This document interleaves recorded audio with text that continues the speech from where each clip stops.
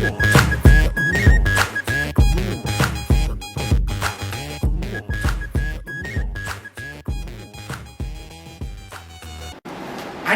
வணக்கம். சங்கி முழுகன என்ன, பல பேர் அதில் பங்கெடுத்திருக்காங்க. அவருடைய அனுபவங்கள் என்ன, இதை பத்தி தான் நாம இன்னைக்கு பார்க்க போறோம். இன்னைக்கு நம்ம ஒரு 4 பேரை பார்க்க போறோம்.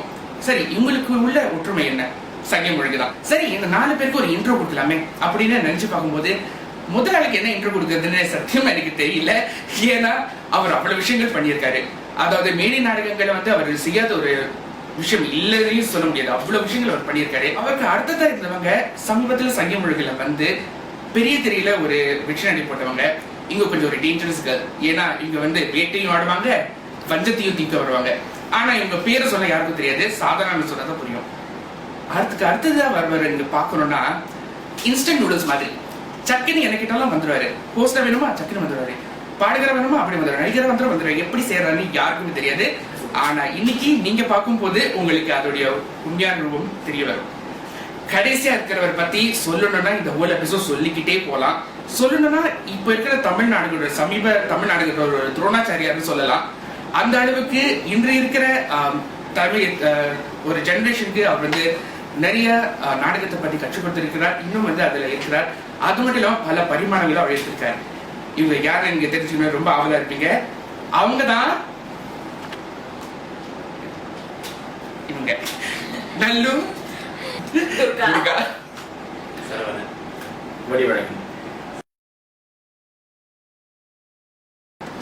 சங்கி முழுங்கு என்எஸ் மாணவர்கள், தமிழ் படிக்கிற மாணவர்கள், சிங்கப்பூர்ல இருக்கிற தமிழர்களுக்கு தைரியமா சில கருத்துக்களை எடுத்து சொல்ற மேடை. அப்ப நான் ஜூரோத் இருக்க கல்லூரியில படிச்சுட்டு இருந்தேன். மிஸ்டர் ஜெகாதான் என்னோட ஆசிரியர், அவருடைய அண்ணன். அப்ப ஆசிரியர் என்கிட்டயும் இன்னொரு பொண்ணுகிட்ட கிளாஸ் சொன்னாரு.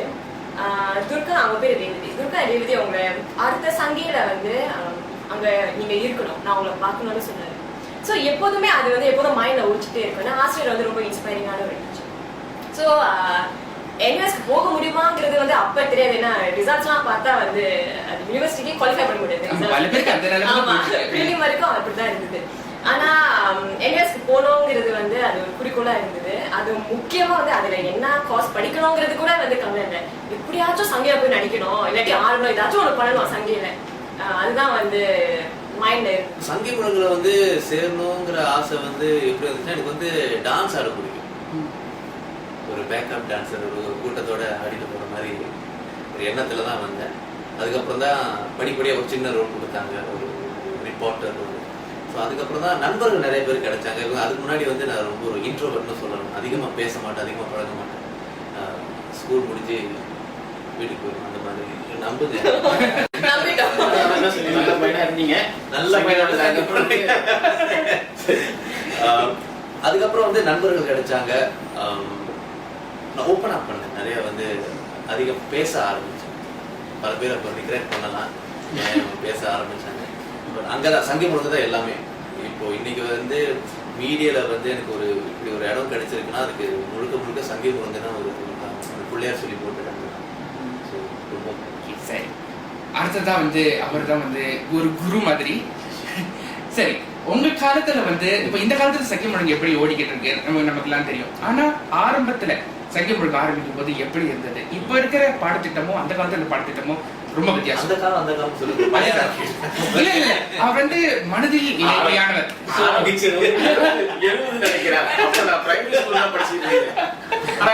அப்பவே சங்கி முழங்குன்னு சொல்லும் போது எல்லாருக்கும் தெரியும், நல்ல ஒரு தரமான நிகழ்ச்சி.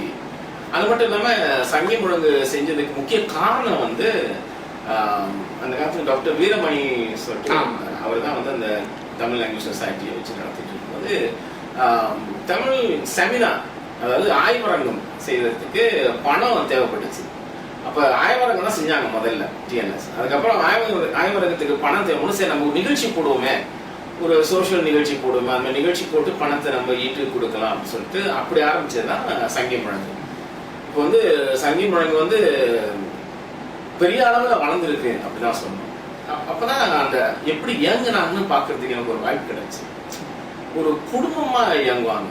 அது முக்கியமா இந்த ப்ராப்ஸ் செய்யறவங்களை பத்தி சொல்லணும். அந்த ப்ராப்ஸ் செய்யற குடும்பம் அது வந்து இங்கேயே வாழும். அந்த ப்ராப் செஞ்சுக்கிட்டு அங்கேயே படுத்து கிடப்பானுங்க, அங்கேயே சாப்பிட்டு இருப்பானுங்க, அங்கேயே குளிப்பானுங்களா தெரியல. ஆனா இருந்தாலும் அவ்வளவு வேலை நடக்கும்.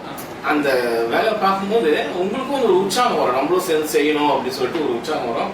அது ஒரு குடும்பமா இயங்கி செய்யும்போது அந்த நிகழ்ச்சி முடியும் போது அதுல வர அந்த வரவேற்பு, அந்த பாராட்டுகள் வந்து ரொம்ப நமக்கு வந்து ரொம்ப ஒரு உற்சாகம் கொடுக்குற வழியில நிறைய விஷயங்கள். அதாவது இப்போ வந்து ஒரு வேலையை முடிச்ச பிறகு நம்ம வந்து முடிச்சிட்டோம்பா அப்படின்னு சந்தோஷப்படும் போது அது ஒரு நல்ல ஒரு திருப்தியான விஷயம். அது வந்து எல்லாரும் திருப்தி அடைகிற ஒரு விஷயம் அந்த நேரத்தில். ஸோ அப்படிதான் சங்கி முழங்கு அந்த காலத்துக்கு நடந்துட்டு வந்துட்டு இருக்கு. அது மட்டும் இல்லாமல் நல்ல கலைஞர் சொன்ன மாதிரி இப்போ உதுமாங்கனி அவர்லாம் வந்து நமக்கு முன்னோடிகள். ஸ்ரீதர், தியாகராஜன், இவங்க எல்லாம் வந்து அங்கேயே சங்கி முழங்கு வந்தவங்க தான். நிறைய பேர் நிகழ்ச்சிக்கு படிச்சு சிறப்பாக செஞ்சு நிறைய பேருக்கு முன்னோடி இருந்தவங்க நான் சொல்றேன்.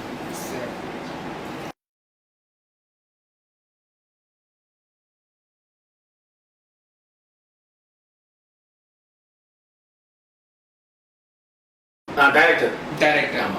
ஏன்? ஏன்னா அப்பதான் மத்தவங்க வச்சு ஓட்டலாம் பாருங்க, மெமரைஸ் பண்ண முடியாது, லைன் வந்து ஏசலாம் அவனுங்க. நம்ம வந்து ஆக்டிங் பண்ணும்போது நம்ம சொல்லுவோம் மெமரைஸ் பண்ண முடியாது, நம்மள ஏசுவானுங்க.